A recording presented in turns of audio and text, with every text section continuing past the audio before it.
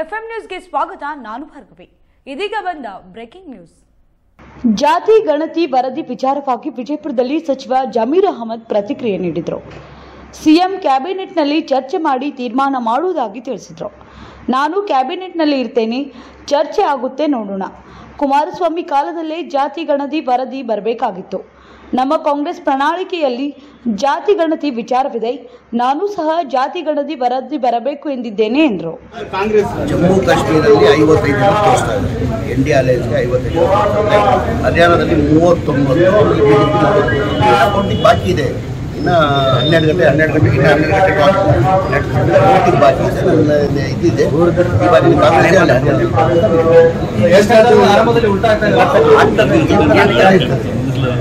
Complete ಆಗಲಿಲ್ಲ. ಹರಿಯಾಣದಲ್ಲಿ ಬಹಳಷ್ಟು ನಾವು ನಿರೀಕ್ಷೆ ಇಟ್ಟಿದ್ವಿ. ನೀವು ಎಕ್ಸಿಟ್ ಪೋಲ್ ನೋಡಿರ್ಬೋದು, ಎಲ್ಲ ಎಕ್ಸಿಟ್ ಪೋಲಲ್ಲಿ 55 ಮೇಲೆ ಕಾಂಗ್ರೆಸ್ ತೋರಿಸಿದ್ರು. ನಮಗೆ ಒಂಥರ ಆಶ್ಚರ್ಯ ಆಯಿತು ನೋಡಿ, ಇನ್ನೆರಡು ನೋಡಿ ಎಕ್ಸಿಟ್ ಪೋಲಲ್ಲಿ ನೋಡಿ, ಈಗ ನೋಡಿ ಎಲ್ಲರಿಗೂ ಆಶ್ಚರ್ಯ ಆಯಿತು. ಯಾಕಂದರೆ ಎಲ್ಲ ಎಕ್ಸಿಟ್ ಪೋಲಲ್ಲಿ ಒಂದು ಎಕ್ಸಿಟ್ 46ರಿಂದ ಕಡಿಮೆ ತೋರಿಸಿದ್ರು, 46, 48, 50, 55 ತೋರಿಸಿದ್ರು ಎಲ್ಲ ಎಕ್ಸಿಟ್ ರಿಸಲ್ಟ್ ನೋಡಿ. ಎಲ್ಲ ನಾವು ನಿರೀಕ್ಷೆ ಇಟ್ಟಿಲ್ಲ, ಈ ಥರ ನಿರೀಕ್ಷೆ ಇಟ್ಟಿಲ್ಲ. ಇನ್ನು ಕೌಂಟಿಂಗ್ ಬಾಕಿ ಇದೆ, ಕೌಂಟಿಂಗ್ ಇನ್ನೂ ಬಾಕಿ ಇದೆ. ಮುಖ್ಯಮಂತ್ರಿಗಳು ನಿನ್ನೆ ನೇರವಾಗಿ ಹೇಳಿದ್ದಾರೆ, ನಾವು ಕ್ಯಾಬಿನೆಟ್ ಅಲ್ಲಿ ತರ್ತೀವಿ, ಕ್ಯಾಬಿನೆಟ್ ಅಲ್ಲಿ ಚರ್ಚೆ ಮಾಡ್ತೀವಿ.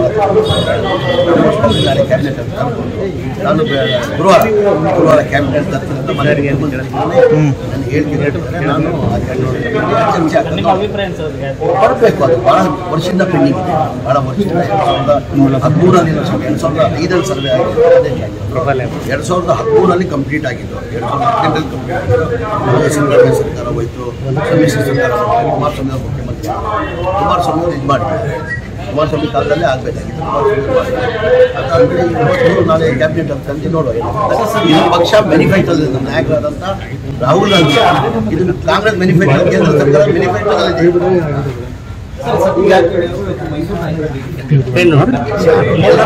ಎಲ್ಲ ಅಲ್ಲಿ ಹೋಗಿ ಭೇಟಿ ಮಾಡೋದು ಯಾರಿಗೂ ಭೇಟಿ ಮಾಡೋದು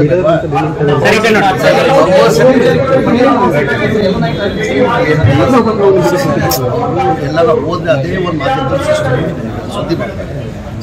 ಹೋಗ್ತಾರೆ ಅವ್ರು, ಮಾಮೂಲಿ ಮೈಸೂರಿಗೆ ಹೋಗ್ತಾರೆ, ಬೆಳಗಾಂ ಬರ್ತಾರೆ, ಬಿಜಾಪುರ ಎಲ್ಲ ಮುಖಂಡರು ಭೇಟಿ ಮಾಡೋದು ತಪ್ಪ.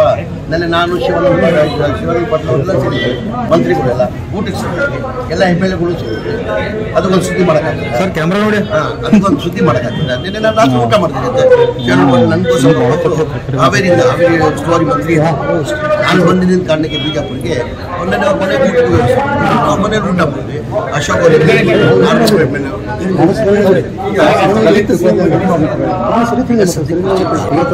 ಕುರ್ಚಿ ಖಾಲಿ ಇಲ್ಲ. ಈಗ ಕುರ್ಚಿ ಖಾಲಿ ಇದ್ರೆ ಕಾಲಿದೆಯಲ್ಲ ಚರ್ಚೆ. ಈಗ ಕುರ್ಚಿ ಖಾಲಿ ಇಲ್ಲ, ಆ ಕುರ್ಚಿಯಲ್ಲಿ ಟಗರ್ ಕೂತವ್ರೆ, ಆ ಕುರ್ಚಿಯಲ್ಲಿ ಟಗರ್ ಕೂತವ್ರೆ. ಸುಲಭನಾ? ಸಾಧ್ಯನಾ? ಅಸಾಧ್ಯನಾ? ಟಗರ್ಗೆ ಎಲ್ಲ ಸಾಧ್ಯ. 5 ವರ್ಷ ನಮ್ಮ ನಾಯಕಿಯಾದಂಥ ಸೋನಿಯಾ ಗಾಂಧಿ ಅವರು, ನಮ್ಮ ನಾಯಕರಾದಂಥ ರಾಹುಲ್ ಗಾಂಧಿ ಅವರು, ನಮ್ಮ ACC ಅಧ್ಯಕ್ಷರಾದ ನಮ್ಮ ನಾಯಕರಾದಂಥ ಮಲ್ಲಿಕಾರ್ಜುನ ಮೊನ್ನೆ ಸ್ಟೇಟ್ಮೆಂಟ್ ಮಾಡಿದ್ದಾರೆ, ಈ ಕುರ್ಚಿ ಖಾಲಿ ಅಂತ. 5 ವರ್ಷ ಮೇಲೆ ಸಿದ್ದರಾಮಯ್ಯ ಅವರು ಮುಖ್ಯಮಂತ್ರಿ ಆಗಿ ಸುರೇಶ್ ಅವರು ಹೇಳಿದ್ದಾರೆ. ಯಾರು ಹೇಳ್ತಾರೆ? ಯಾರಿಲ್ಲ. ಈ ಮಾಧ್ಯಮದ ಸೃಷ್ಟಿ ಮಾಡ್ಕೊಂಡ್ರು ಎಲ್ಲೂ ಆ ಚರ್ಚೆನೇ 2.5 ವರ್ಷದಿಂದ ಚರ್ಚೆ ಆಗಿಲ್ಲ. ಮೊನ್ನೆ DK ಸುರೇಶ್ ಅವರು ಹೇಳಿದ್ದಾರೆ 5 ವರ್ಷ, ನಿನ್ನೆನೂ ಹೇಳಿದಾರ, ಆಯ್ತು ನಿನ್ನೆನೂ ಹೇಳಿದ್ದಾರೆ, ಮೊನ್ನೆನೂ ಹೇಳಿದ್ದಾರೆ, ಮುಂಚೆನೂ ಹೇಳಿದ್ದಾರೆ ಅವರು. ಈ ಕುರ್ಚಿ ಖಾಲಿ ಇಲ್ಲ, 5 ವರ್ಷ ಸಿದ್ದರಾಮಯ್ಯ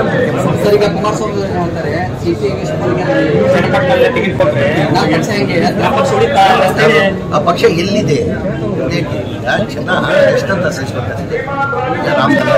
ರಾಮನಗರ ರಾಜೀನಾಮೆ, ರಾಮನಗರ ಅದಾದ ಚನ್ನಪಟ್ಟಣ ಜನ ಆಯ್ಕೆ ಮಾಡಿ ಚನ್ನಪಟ್ಟಣ ಜನಕ್ಕೆ ಕೇಳ್ಬಿಟ್ಟು ಮಂಡ್ಯಕ್ಕೆ ಹೋಗಿ ಎಲೆಕ್ಷನ್ MP ಹೋಗಿ ಮಂಡ್ಯದಲ್ಲಿ ಲೋಕಸಭಾ ಚುನಾವಣೆಗೆ ಮಂಡ್ಯಕ್ಕೆ ಹೋಗಿ ನಿಂತ್ಕೊಂಡಿಲ್ಲ, ಚನ್ನಪಟ್ಟಣ ಮತದಾರ ಗೆಲ್ಸ್ಕೊಂಡು ಬಂದಿಲ್ಲ.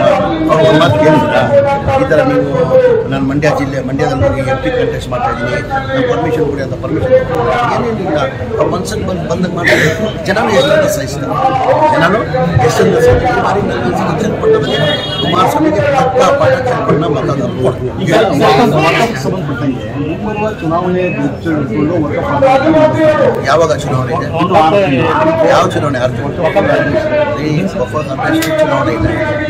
ಇದು ವಕ್ಫ್ ಅದಾಲತ್ ಮಾಡಬೇಕು. ಒಂದು 8 ತಿಂಗಳಿಂದ ಮಾಡಬೇಕು. ಕಾರಣ ಅಂದರೆ ಭಾಳಷ್ಟು ಸಮಸ್ಯೆಗಳು ಈ ಬಿಜಾಪುರ ಜಿಲ್ಲೆಯಲ್ಲಿ ನಮ್ಮ ಎನ್ಕ್ರೋಚ್ಮೆಂಟ್ ಆಗಿದೆ, ಮತಗಳು ಆಗಬೇಕಾಗಿದೆ. ಆ ಹಿನ್ನೆಲೆಯಲ್ಲಿ ಬರೀತಿರ್ಲಿಲ್ಲ. ಎಲ್ಲ ಕಡೆ ನಾವು ವಕ್ಫ್ ಅದಾಲತ್ ಮಾಡ್ತಾರೆ ಕಾರಣಕ್ಕೆ ಈಗ ವಕ್ಫ್ ದಾನಿಗಳು ದಾನ ಮಾಡ್ತಾರೆ. ಭಾಳ ಜನಗಳಲ್ಲಿ ತಲೆಯಲ್ಲಿ ಏನಿದೆ ಅಂದರೆ ಈ ವಕ್ಫ್ ಆಸ್ತಿ ಎಲ್ಲ ಸರ್ಕಾರದ ಆಸ್ತಿ ಅಂತ ಇದೆ. ಸರ್ಕಾರದ 1 ಇಂಚು ಆಸ್ತಿ ಇಲ್ಲ. ಇದು 1,12,000 ಎಕರೆ ದಾನಿಗಳು ದಾನ ಮಾಡಿರೋದು. ಆ ಸಮಾಜಕ್ಕೆ ಒಳ್ಳೇದಾಗಲಿ ಅಂತ ಭಾಳ ತಲೆಯಲ್ಲಿ ಏನಾಗಿದೆ, ಇದೆಲ್ಲ ಸರ್ಕಾರ ಕೊಟ್ಟಿರೋ ಜಾಗ ಅಂತ. ಸರ್ಕಾರದ 1 ಇಂಚ್ ಜಾಗನೂ ಸರ್ಕಾರಕ್ಕೆ ಯಾವ್ದು ತೊಗೊತೀನೋ ಮಶಾಣಕ್ಕೆ ತೊಗೊತೀವಿ. ಅಂದರೆ ಸರ್ಕಾರಕ್ಕೆ ಆದೇಶ ಮಾಡಿದ್ದಾರೆ. 2017ರಲ್ಲಿ ಮನೆ ಸಿದ್ದರಾಮಯ್ಯ ಅವರು ಬರೀ ಮುಸ್ಲಿಂ ಸಮಾಜಕ್ಕಿಲ್ಲ, ಹಿಂದೂ ಸಮಾಜಕ್ಕೆ ರುದ್ರಭೂಮಿ ಬೇಕಾದರೆ ಮಶಾಣ ಬೇಕಾದರೆ ಅವ್ರಿಗೂ ಜಾಗ ಕೊಡಬೇಕು, ಕ್ರಿಶ್ಚಿಯನ್ ಸಮಾಜಕ್ಕೆ ಮಶಾಣಕ್ಕೆ ಜಾಗ ಬೇಕಾದರೆ ಅವ್ರಿಗೂ ಕೊಡಬೇಕು, ಮುಸ್ಲಿಂ ಸಮಾಜಕ್ಕೂ ಮಶಾಣಕ್ಕೆ ಜಾಗ ಬೇಕಾದರೆ ಅವ್ರಿಗೂ ಕೊಡಬೇಕಂತ ಆದೇಶ ಮಾಡಿದ್ದಾರೆ.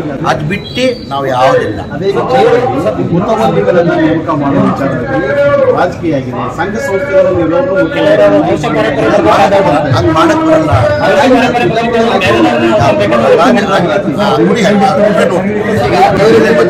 ನಾವು ನೋಡಿ ಇದೇ ನಿಮ್ಮ ಮಾಧ್ಯಮದವ್ರು ಹೇಳಿ ಎಂಥವ್ರು ಇದೆಲ್ಲ ವಕ್ಫ್ ಆಸ್ತಿ ಎಲ್ಲ ಬಡವರು ಸರ್ಕಾರಕ್ಕೆ ಕಂಪ್ಲೀಟ್ ಮಾಡಿ ಕೊಡ್ರಿ. ಸಮಾಧಾನ ಸರ್, ಸಿಟಿ ಕಂಪ್ಲೀಟ್ ಮಾಡಿಲ್ಲ, ಕಂಪ್ಲೀಟ್ ಮಾಡಕ್ಕೆ ಹೇಳಿದ್ರೆ ಹೌದು ಎನ್ನಾದವ್ರು ಹೇಳಿದ್ದಾರೆ. ಏನಂತ ಹೇಳಿದ್ದಾರೆ? ವಕ್ಫ್ ಆಸ್ತಿ ಎಲ್ಲ ಬಡವ್ರು ಹಂಚೋದು. ಯಾರ ಅಪ್ಪನ ಆಸ್ತಿ ಅಂತ ಬಡವ್ರು ಹಂಚೋದು? ನನ್ನ ಅಪ್ಪನ ಆಸ್ತಿ ಇದ್ರೆ ನನ್ನ ಬಡವರು, ಎನ್ನಾನವ್ರ ಅಪ್ಪನ ಆಸ್ತಿ ಇದ್ರೆ ಬಡವರು. ದಾನಿಗಳು ದಾನ ಮಾಡಿದ್ರೆ ಸಮಾಜಕ್ಕೆ ಒಳ್ಳೇದಾಗಲಿ ಅಂತ ಅಂದು ಮಿಸ್ಟರ್ ಯತ್ನಾಳ್ ಅವರೇ, ಈ 1 ಇಂಚು ಜಾಗ ನಾವು ತಗೊಂಡಿಲ್ಲ. ಈ ದಾನ ಮಾಡಿರೋ ದಾನಿಗಳು 1 ಲಕ್ಷ, ಇಡೀ ರಾಜ್ಯದಲ್ಲಿ ಕರ್ನಾಟಕ ರಾಜ್ಯದಲ್ಲಿ 1,12,000 ಎಕರೆ ದಾನಿಗಳು ದಾನ ಮಾಡಿದ್ರು. 1 ಇಂಚು ನಾವು ತಗೊಂಡಿಲ್ಲ. ಯಾರ ಅಪ್ಪನ ಆಸ್ತಿ ಅಂತ ನಾವು ಬಡವರು ಹಂಚಕ್ಕೆ ಸಾಧ್ಯ? ಹೆಂಚಕ್ಕಾಗ್ತದೆ? ಯತ್ನಾಳ್ ಅಪ್ಪನ ಆಸ್ತಿನ ನನ್ನ ಅಪ್ಪನ ಆಸ್ತಿ ನಾವು ಹೇಳ್ತಾರೆ ಮತಪುಟವಾಗಿ ನೇಮಕ ಮಾಡೋದ್ರಲ್ಲಿ ಅವ್ಯವಹಾರ ಆಗ್ತಾ ಇದೆ. ಯಾವ ವ್ಯವಹಾರ ಯಾವ್ದು ಕೊಡಿ ದಾಖಲೆ ಕೊಡ್ರಿ, ದಾಖಲೆ ಕೊಡಿ. ಅದೆಲ್ಲ ಆಗಲ್ಲ. ಕೋರ್ಟ್ ಆರ್ಡರ್ ಇದೆ, ಯಾವುದು ಹೈಕೋರ್ಟ್ ನಮ್ಮ ಕಲಬುರಗಿ ವಿಭಾಗದಲ್ಲಿ ಈ ಕೀರ್ತಿನಗರದ ಏನು ಇದೆ ಅಲ್ಲಿ ನೇಮಕಾದ ಪೋಷಕರ ಆಗಬೇಕಾಗಿತ್ತು, ಬೇರೆದವರು ಆಗಿದ್ದಾರೆ ಒಂದು ಕೋರ್ಟ್ ಆದೇಶ ಉಲ್ಲಂಘನೆ ಆಗಿದೆ. ಯಾವ್ದಿದೆ ಕೊಡಿ.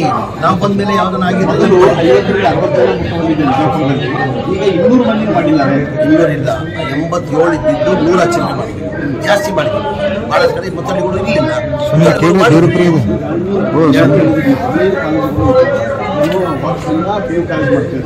ಆದರೆ ಅತಿ ಹೆಚ್ಚು ಅಲ್ಪಸಂಖ್ಯಾತರು ಬಿಜಾಪುರಕ್ಕೆ ನೀವು ಕೊಟ್ಟಿದ್ದಿಲ್ಲ. ಇಲ್ಲ, ಇದೆ ಬಿಜಾಪುರದಿದೆ. ನೀವು ತಪ್ಪಿಲ್ಲ. ವಿಜಯಪುರ ಮತ್ತೆ ವಿಜಯನಗರ ಅಂತ ಕನ್ಫ್ಯೂಸ್ ಆಗಿದೆ. ಈ ಜಿಲ್ಲೆಯಲ್ಲಿ ಕೊಟ್ಟಿಲ್ಲ ಬರ್ತೀರಿ, ಅಲ್ಪಸಂಖ್ಯಾತ ಜಾಸ್ತಿ ಇಲ್ಲೇ ಜಾಸ್ತಿ ಕೊಟ್ಟಿದ್ದೀವಿ. ವಿಜಯಪುರ ಅಂತ ಇದೆ, ವಿಜಯನಗರ ವಿಜಯಪುರ ಅಂತ ಇದೆ. ಕನ್ಫ್ಯೂಸ್ ಆಗಿತ್ತು. ಅದು ನೆನ್ನೆ ತೋರಿಸಿದೆ. ನೆನ್ನೆ ಬಹಳ ಜನ ಕೇಳಿದ್ರಲ್ಲಿ ಅವಾಗ ತೋರಿಸಿದ್ದೀನಿ.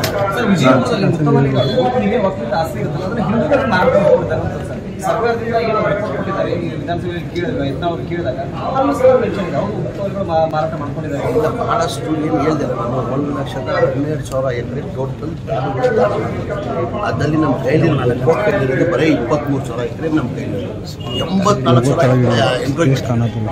ಈ ಥರ ಸಮಸ್ಯೆ ಎಲ್ಲ ನಾವು ಬಗೆಹರಿಸ್ತಾ ಇದ್ದೀವಿ. ಅದಕ್ಕೆ ಆ ಹಿನ್ನೆಲೆಯಲ್ಲೇ ನಾವು ವಕ್ಫ್ ಅದಾಲತನ ಮಾಡ್ತಾ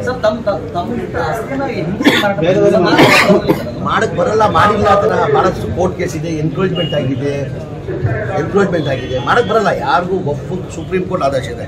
one Waqf it is Waqf. Supreme court ಆದೇಶ ಆಗಿದೆ, ಯಾರು ಮಾಡಕ್ ಬರಲ್ಲ. ಅದು ಮಾಡಕ್ಕೆ ಬರಲ್ಲ ಅದು. ಈಗ ಸುಪ್ರೀಂ ಕೋರ್ಟ್ ಆದೇಶ ಇದೆ.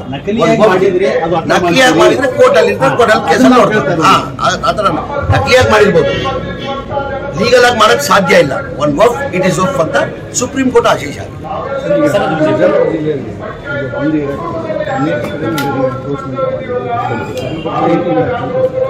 ಮನುಗಳ ಸಿಬ್ಬಂದಿ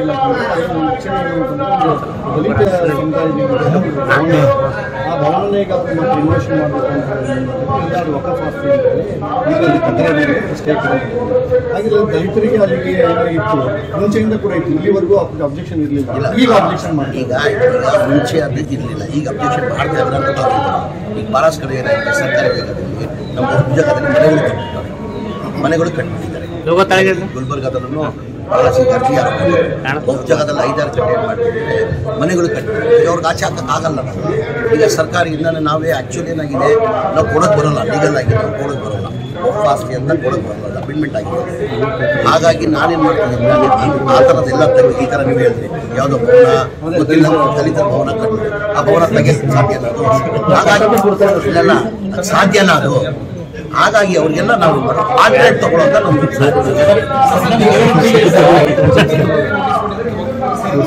ಈಗ ಒಬ್ಬ ಆಸ್ತಿ ಇದ್ರೆ ತಾನೇ ನೋಟಿಸ್ ಕೊಡೋದು. ರೈತರ ಜಮೀನಲ್ಲಿ ಯಾವನ ಇಲ್ಲಿ ಸರ್ಕಾರ ಇಲ್ಲಿ 1 ನಿಮಿಷ ಬಾಸು ಯಾರನ್ನ ಇಲ್ಲಿ ರೈತರು ಸರ್ಕಾರ ಇಲ್ಲಿ ಎಜೆಸ್ಟ್ ಆದ್ರೆ ಮಾತ್ರ ನಮ್ಮ ಆಸ್ತಿ ಅಂತ ಕ್ಲೈಮ್ ಮಾಡ್ಬೇಕು. ಇದು ಒಫ್ ಆಸ್ತಿ ಅಂದ್ರೆ ಯಾವುದು, ಮುದ್ರಾ ಆಸ್ತಿ ಅಂದ್ರೆ ಯಾವುದು? ದೇವರ ಆಸ್ತಿ. ಇದು ಅಲ್ಲೇ ನನ್ನ ಆಸ್ತಿ ಇಲ್ಲ, ನಿಮ್ಮ ಆಸ್ತಿ ದೇವರ ಆಸ್ತಿ ಅದು ಅಲ್ಲ. ಈಗ ಮುದ್ರಾ ಆಸ್ತಿ ಇದೆ, ಮುದ್ರಾದಲ್ಲಿ ಎಷ್ಟು ಎಕರೆ ಇದೆ? 35,000 ಚಿಲ್ಲರೆ ಎಕರೆ ಇದೆ. ಅದರಲ್ಲೂ ಎನ್ಕ್ರೇಜ್ಮೆಂಟ್ ಆಗಿದೆ 600 ಎಕರೆ ಚಿಲ್ಲರೆ, ಅದರಲ್ಲೂ ಆಗಿಲ್ಲ ಅಂತಲ್ಲ. ಮುಜರಾಯದಲ್ಲೂ ಅದು ಮಾಡಿ ಮಿಸ್ಟರ್ ಯತ್ನಾಳ್ ಅವ್ರು ಮಾಡಕ್ಕೆ ಹೇಳಿ ಅದು ಇದು ಹೇಳ್ತಾರಲ್ಲ. ಮೊದಲೇ ಮುಜರಾಯದಲ್ಲಿ ಎನ್ಕ್ರೋಚ್ಮೆಂಟ್ ಆಗಿರೋದು 600 ಎಕರೆ ತೆಗೆ ಕೇಳಿ, ಮತ್ತೆ ವಾಪಸ್ ಕೊಡಕ್ಕೆ ಹೇಳಿ ಮುಜರಾಯಿಗೆ ಈಗೆಲ್ಲ ಫೈಟ್ ಮಾಡ್ತಾರೆ. ಇಲ್ಲಿ ಯಾರನ್ನ ಈಗ ನಿಮ್ಮ ಆಸ್ತಿ ನಾನು ಕೂತ್ಕೊಂಡ್ರೆ ನೀವು ಬಿಡ್ತೀರಾ? ಎನಿಬಡಿ ಲೀಗಲ್ ಆಗಿದ್ರೆ ತರ ಆಸ್ತಿ ಇದ್ರೆ ಆಸ್ತಿ ಅಂತ ಬೇರೆ ನ್ಯಾಯಾಲಯದ ಮೂಲಕ ಅದನ್ನು ಪರಿಹರಿಸಬೇಕು.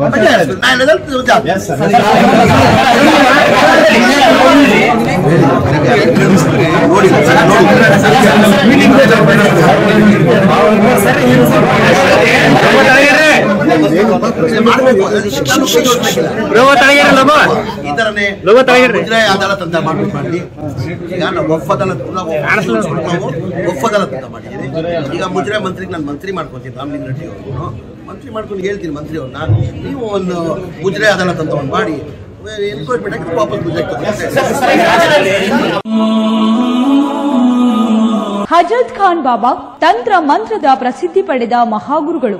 ವಿಜಯಪುರ ನಗರದ ಶ್ರೇಷ್ಠ ಹೆಸರುವಾಸಿಯಾದ ಹಜರತ್ ಖಾನ್ ಬಾಬಾ ನಿಮ್ಮ ಪ್ರತಿಯೊಂದು ಸಮಸ್ಯೆಗಳ ಬಗ್ಗೆ ಖಾತ್ರಿ ಹಾಗೂ ಸಮಾಧಾನ ಪಡೆಯಿರಿ. ಹಜರತ್ ಖಾನ್ ಬಾಬಾ ವಿಜಯಪುರ ನಗರದಲ್ಲಿ ಕಳೆದ 20 ವರ್ಷಗಳಿಂದ ತಮ್ಮ ಸ್ವಂತ ಮನೆ ವಿಳಾಸದಲ್ಲಿದ್ದು ಸಾರ್ವಜನಿಕರ ವೈಯಕ್ತಿಕ ಸಮಸ್ಯೆ ದೋಷಗಳನ್ನ ಪರಿಹಾರ ಮಾಡುತ್ತಿದ್ದಾರೆ. ಹಜರತ್ ಖಾನ್ ಬಾಬಾ ಸಂತೋಷದ ಸುದ್ದಿ ಕೇಳಿ ಆನಂದ ಆಗಬಹುದು. ಇವರು ಪಿಶಾಚಿ ಮತ್ತು ಭೂತದ ಕಾಟ ಮಾಟ ಮಾಡಿದ್ದು ತೆಗೆಯುತ್ತಾರೆ ಮತ್ತು ಬಹಳ ಕಾಲ ಮಕ್ಕಳಾಗದಿದ್ದರೆ ಹಾಗೂ ದಮ್ಮು, ಹೊಟ್ಟೆ ನೋವು, ಹೆಣ್ಣು ಮಕ್ಕಳ ತೊಂದರೆಗಳು, ಕಾಮಣಿ, ಇಸುಬು ಇವರ ಔಷಧ ಹಾಗೂ ಮಂತ್ರಶಕ್ತಿ ದಿವ್ಯ ಶಕ್ತಿಯಿಂದ ಹಜರತ್ ಖಾನ್ ಬಾಬಾ ಇವರು ಆರೋಗ್ಯ ಚಿಕಿತ್ಸೆ ನೀಡಿ ನಿಮ್ಮ ಕಷ್ಟ ನೋವುಗಳನ್ನ ದೂರ ಮಾಡಿಕೊಡುತ್ತಾರೆ. ನಿಮ್ಮ ಸಮಸ್ಯೆಗಳಾದ ಮನಸ್ಸಿನ ಇಚ್ಛೆ, ಪ್ರೇಮ ವಿವಾಹ ಸಮಸ್ಯೆ, ನೌಕರಿ ಸಮಸ್ಯೆ, ಪತಿ ಪತ್ನಿಯರ ಸಮಸ್ಯೆ, ಆಸ್ತಿ ವಿಚಾರ, ಮಾಟ ಮಂತ್ರದ ಬಗ್ಗೆ, ಆರೋಗ್ಯ ತೊಂದರೆ, ಗುಪ್ತ ರೋಗಗಳು, ಶತ್ರು ಕಾಟ, ಉದ್ಯೋಗ ಸಮಸ್ಯೆ, ಗೃಹ ಸಮಸ್ಯೆ, ಕೋರ್ಟ್ ವಿಚಾರ, ಸಾಲಬಾಧೆ, ಧನ ಸಂಪತ್ತು ಪ್ರಾಪ್ತಿ ಬಗ್ಗೆ, ಸಂತಾನ ಪ್ರಾಪ್ತಿ ಬಗ್ಗೆ, ರೋಗಿಗೆ ಔಷಧ ನಾಟುವ ಬಗ್ಗೆ, ವಿವಾಹ ಸಮಸ್ಯೆ, ವಿದ್ಯೆ ಸೇರಿದಂತೆ ಈ ಎಲ್ಲಾ ಪ್ರತಿಯೊಂದು A to Z ಸಮಸ್ಯೆಗಳ ಬಗ್ಗೆ ಖಾತ್ರಿ ಹಾಗೂ ಸಮಾಧಾನ ಪಡೆಯಿರಿ. ಹಜರತ್ ಖಾನ್ ಬಾಬಾ ಕಳೆದ 2 ದಶಕಗಳಿಂದ ತಮ್ಮ ಸ್ವಂತ ಮನೆ ವಿಳಾಸದಲ್ಲಿದ್ದು ಸಾರ್ವಜನಿಕರ ವೈಯಕ್ತಿಕ ಸಮಸ್ಯೆ ದೋಷಗಳನ್ನ ಪರಿಹಾರ ಮಾಡುತ್ತಿದ್ದಾರೆ. ನಿಮ್ಮ ಸಮಸ್ಯೆಗಳ ಪರಿಹಾರಕ್ಕೆ ಕರೆ ಮಾಡಿ ಪರಿಹಾರ ಪಡೆದುಕೊಳ್ಳಬಹುದು. Mobile number 9972183841. ಸ್ವಂತ ಮನೆ ವಿಳಾಸ Hazrat Khan Baba Sainik school first gate bus stop, Ibrahim Roza back side, Horti plot, Rahim Nagar, Vijayapura.